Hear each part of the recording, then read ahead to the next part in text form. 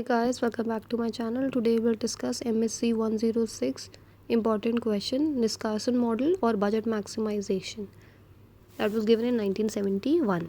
So people are rational while casting their votes like they are while choosing goods. This theory considers that people are motivated by self-interest. In this theory there are तीन parties है. कौन कौन है? एक voter है, legislator है and executive है जो इनको हम ब्यूरोक्रेट्स भी बोलते हैं. तो अकॉर्डिंग टू निष्कासन rational bureaucrats will always and everywhere aim to increase the budget of their own department as they increases their power. तो ये बोलते हैं कि जो ब्यूरोक्रेट्स जो कि रैशनल होंगे वो क्या करेंगे, हमेशा चाहेंगे कि उनके बजट बढ़ता रहे उनके अपने स्पेसिफिक डिपार्टमेंट का. क्योंकि बजट बढ़ेगा तो उनकी पावर भी बढ़ेगी. They will contribute to the growth of state at the cost of society. ठीक है, तो अपनी स्पेसिफिक स्टेट की ग्रोथ प्रमोट करना चाहते हैं at the cost of this society, entire society. This is similar to Parkinson law. Parkinson law क्या कहता है? That work expands to fill the time available for its completion much as same way gas expands to fit volume. So a department comes into existence because there is demand for its services by voters और electors. It offers the services to the voters or electors. The budget of this department depend on the quantity of service offered by it. So more amount of service offered, higher is the budget. तो basically एक department existence में तब आता है जब voters या जो electors होते हैं उनकी डिमांड करते हैं उनकी सर्विसेज के लिए. ठीक है, और क्या बोलते हैं, डिपार्टमेंट का साइज़ किस पे डिपेंड करता है कि कितनी क्वांटिटी ऑफ सर्विस वो ऑफ़र करते हैं. तो अगर ज़्यादा अमाउंट ऑफ सर्विसेज ऑफ़र करेंगे तो ज़्यादा बजट मिलेगा. The model assumes that bureaucrat attempts to maximize their personal utilities by satisfying their self-regarding preferences, and that the top bureaucrat decides the agenda to sell it to legislature. There are two kinds of department. ठीक है, दो department है. एक तो revenue earning department हो गया और एक हो गया स्पेंडिंग रेवेन्यू डिपार्टमेंट. एक जो अर्न करेगा और एक जो स्पेंड करेगा. The model proposes that top bureaucrat in spending department, जो स्पेंडिंग डिपार्टमेंट है वो क्या करेगा, ट्राई करेगा कि मैक्सिमाइज करे department expenditure budget which brings prestige to the department.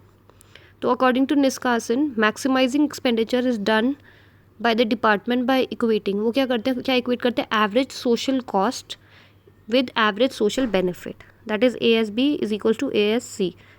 Unlike Dalton जो हमने भी पढ़ा था उसमें वो क्या कर रहा था, रेवेन्यू मैक्सिमाइजेशन में marginal social benefit is equals to marginal social cost. But here Niskanen model में ब्यूरोक्रेट क्या करते हैं या डिपार्टमेंट का इक्वेट करते हैं, average social benefit is equals to average social cost, जिसकी वजह से वो ज़्यादा प्रोड्यूस कर देते, ओवर प्रोडक्शन हो जाती है. देखो यहाँ देखो ना आप, जब जहाँ अगर average social benefit equals to average social cost तो इतनी क्वांटिटी प्रोड्यूस हो रही है, जबकि अगर हम मार्जिनल सोशल कॉस्ट को मार्जिनल सोशल बेनिफिट से करें तो इतनी हो रही है. तो मतलब ओवर प्रोडक्शन हो रही है. आप ये देखो, ये वाला डिफरेंस देखो, ये निष्कासन में कितनी ओवर प्रोडक्शन हो रही है. और अगर डाल्टन के पॉइंट ऑफ व्यू से तो इतनी ज़रूरी है. जो मार्जिनल सोशल बेनिफिट और मार्जिनल सोशल कॉस्ट के अकॉर्डिंगली इतनी होनी चाहिए और एवरेज सोशल कॉस्ट और एवरेज उसके लिए इतनी है. तो इसमें लिखा है thus the department over produces the service till the point. देखो यहाँ तो पॉइंट कर रही है, ओवर प्रोड्यूस करेगी जहाँ तक कि कंज्यूमर सरप्लस जीरो ना हो जाए.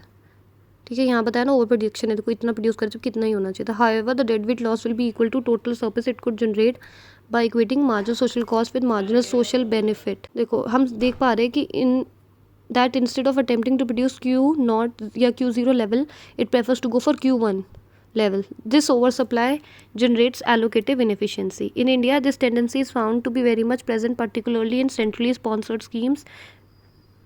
Review committees cut them down, but then they again surface due to electoral process.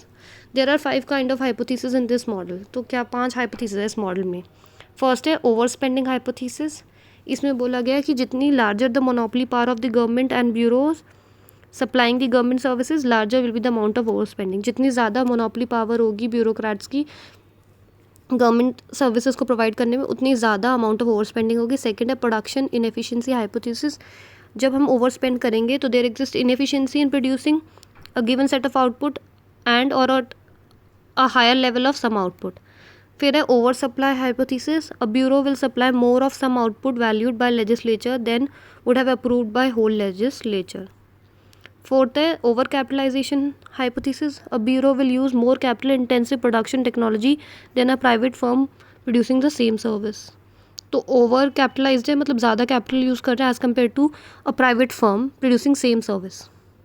Next is the bureaucratic structure hypothesis. Due to consolidation of government competitive services would increase monopoly power of government, and lesser will be the incentives of bureaucrats from competing on an efficiency basis to promoting the total demand for their services. तो since उनके पास monopoly power होती है क्योंकि consolidate कर देते हैं बहुत सारी सर्विसेज को इकट्ठे, इंक्रीज़ हो रहा है, तो उसकी वजह से उनकी मोनोपली पावर बढ़ रही है, तो उनके लिए लेस इंसेंटिव्स है कि वो कम्पीट करें एफिशिएंसी में। ठीक है, तो एफिशिएंट वो कम हो जाते हैं। That is it was all about the निष्कासन model. Thank you guys, do like, share and subscribe my channel and do comment which next topic you want me to prepare a video for you guys. Do subscribe my channel. Thank you.